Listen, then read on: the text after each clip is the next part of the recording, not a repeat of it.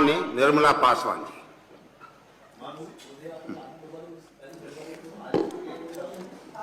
माननीय अध्यक्ष महोदय जी, आपने मुझे बोलने का अवसर दिया, इसके लिए आपको बहुत बहुत धन्यवाद। आपको और मैं निर्मला जी आपको 10 मिनट बोलने की स्वीकृति दी जाए। ठीक 10 मिनट।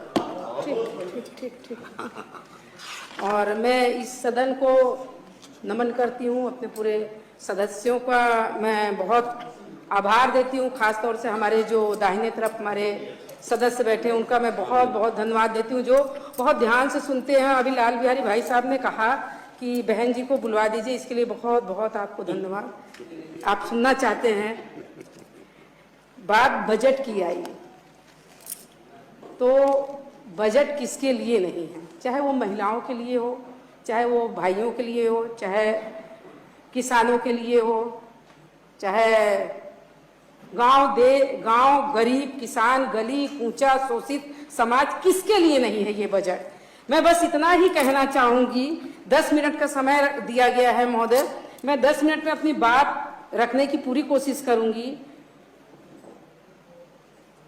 ये बजट जो आया है ये हमको बहुत धन्य बनाता है। मैं उस समाज से आती हूं जो 2-2 कोटा लेके चलते हैं, महिला कोटा और अनुसूचित वर्ग का कोटा। मैं बहुत अपने आप को धन्य समझती हूं कि इस बजट में जो दिया गया है वो खास तौर से अनुसूचित वर्ग के लिए और महिलाओं के लिए और बेटियों के लिए, इनके लिए जो बजट हमें माननीय मुख्यमंत्री जी ने, माननीय केंद्रीय मंत्री निर्मला सीतारमण जी ने दिया है, मैं उनका बहुत तहे दिल से धन्यवाद देती हूँ। गरीब गांव किसान शोषित वंचित समाज तो उदाहरण में जीता जागता खड़ी हूँ।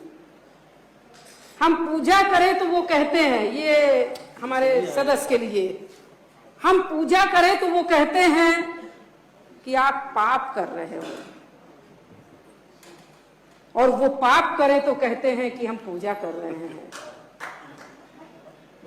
बहुत बढ़िया बात है। अगर हम किसी को सजा देते हैं तो आप कहते हो कि सबको एक तरफ से सजा दे रहे हो। अभी आप कह रहे थे, मैं बोलूंगी नहीं, उसमें मैं नहीं जाऊंगी। सभापति जी, अगर मुझसे कहीं गलती हो जाए तो माफ करिएगा। प्रधानमंत्री आवास योजना हम महिलाओं के लिए, हमारा महिलाओं का, बहनों का एक सपना होता है, खास तौर से अनुसूचित वर्ग के लिए एक सपना होता है कि हम अपना घर कैसे बनाएं। उस घर के लिए आपने कहा 1,20,000 में लैट्रिन भी नहीं बनती है। अजी हुजूर जाके देखिए तो 20-20 हजार तरस रहे हैं लोग, 20,000 पा जाते हैं तो 20,000 में लैट्रिन क्या, हम पूरा अपना मकान बना के खड़ा कर देते हैं। और 1,20,000 अगर दिया है हम लोगों के लिए तो मैं उसका भी बहुत बहुत अपने माननीय मुख्यमंत्री जी को, प्रधानमंत्री जी को बहुत बहुत धन्यवाद देती हूँ। प्रधानमंत्री सुरक्षित मातृत्व योजना जो हमारे माननीय मुख्यमंत्री जी ने दिया है कि जब हमारा देश या हमारी बहनें या हमारी माएं गर्भ में जो शिशु पल रहा है, सबसे ज्यादा कष्टकारी समय होता है सभापति महोदय जब एक महिला कभी मां बनती है। अगर हम स्वस्थ हैं तो हमारा बच्चा भी स्वस्थ होगा, अगर हमारा बच्चा स्वस्थ होगा तो हमारा घर स्वस्थ होगा, हमारा घर स्वस्थ होगा तो हमारा गांव स्वस्थ होगा, हमारा गांव स्वस्थ होगा तो हमारा प्रदेश स्वस्थ होगा, हमारा प्रदेश स्वस्थ होगा तो हमारा देश स्वस्थ होगा। हम उस देश की नारी हैं, हम उस देश की नारी हैं जिस देश में सम्मान पाते हैं। अरे हुजूर, आप कह रहे थे अभी G20, आपने कहा हमारे यहाँ तो, अगर कहीं गलत होगा सभापति महोदय तो हमें टोक दीजिएगा, क्योंकि मैं अभी नई हूँ, कुछ हो सकता है मुझसे गलतियां हो जाए। हमारे यहाँ तो लोगों को बुला के उद्योग लगाने की बात हो रही, आपके यहाँ तो सफाई में बुला के डांस कराने की बात हो रही। हमारे यहाँ अम्बेडकर भाई साहब मूर्ति बना के, सभापति महोदय जी, मूर्ति बना के या पार्क बना के 100 पीस नहीं रखे जाते हैं। हमारे यहाँ दलितों वंचितों को रोजगार दिया जाता है। और आज इस सदन में मैं ये भी बता दूं कि भारत में 2 महिलाएं हैं जो गोबर से ज्वेलरी बनाती उद्योग लगाया। माननीय प्रधानमंत्री और मुख्यमंत्री जी ने जो हम लोगों को रोजगार दिया है, उसमें इलाहाबाद प्रयागराज की एक महिला है, हमारे बगल की श्रीमती आभा सिंह, वीडो महिला। भारत में 2 महिलाओं का नाम आया है, जिसमें प्रधानमंत्री जी ने उस महिला को भी बुलाया है सम्मानित करने के लिए। हम उस भारतीय जनता पार्टी के सरकार के अंदर काम करते हैं। हम जहां जाते हैं हमें बजट दिया गया है किसी के घर के चूल्हे को जलाने के लिए, ना कि आपके जैसे बजट दिया गया है किसी घर में आग लगाने के लिए।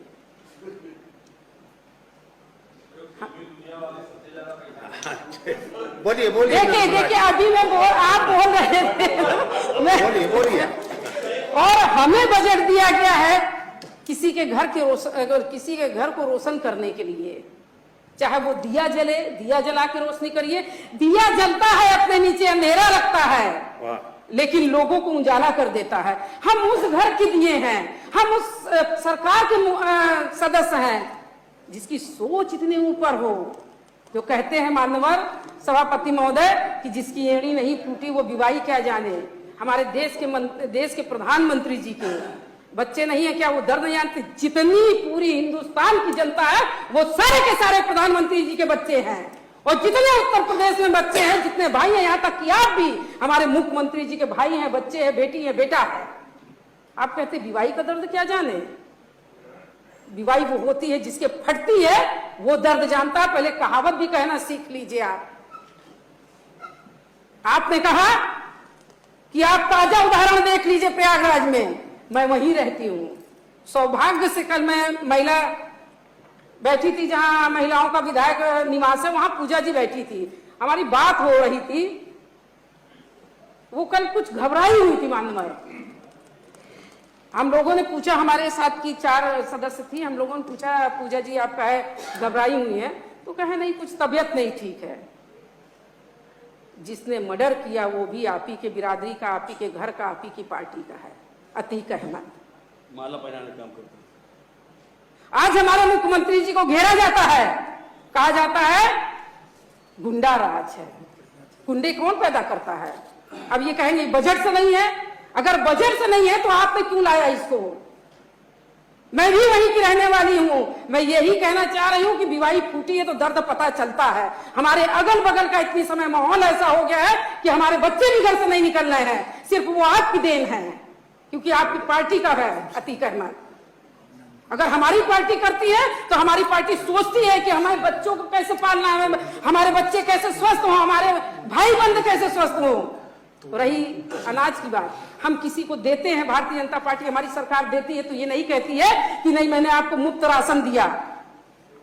हमारी भारतीय जनता पार्टी की सरकार, हमारी योगी जी की सरकार, जो बजट आया है उस बजट में इतना बढ़िया बजट है।